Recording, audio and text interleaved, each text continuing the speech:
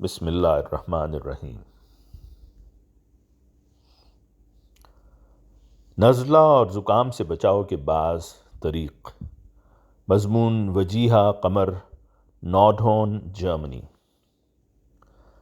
سردیوں کے شروع ہوتے ہی نزلہ زکام ہر گھر میں عام ہو جاتا ہے۔ ہر انسان اس سے چھٹکارا حاصل کرنا چاہتا ہے۔ ایسے میں چند مفید اور کارآمد ٹوٹکے پیش ہیں۔ امید ہے کہ آپ کو اس سے فائدہ حاصل ہوگا۔ سردی میں کھانسی کی بہت شکایت ملتی ہے۔ نزلہ زکام تو جلدی ٹھیک ہو جاتا ہے، لیکن کھانسی جان نہیں چھوڑتی۔ ایسے میں ملٹھی کا قہوہ بہت ہی مفید ہے۔ چند دن لگاتار استعمال کریں، بہت فائدہ مند ہے۔ ریشہ اور بلغم کے لیے کلونجی کی چائے بہت مفید ہے۔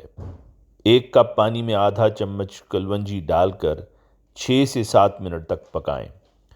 اس کے بعد تھوڑی سی چینی ڈال کر پی لیں۔ کم عمر بچوں کو یہ نسخہ نہ کروائیں۔ وٹامن سی کا سردیوں میں زیادہ استعمال کریں۔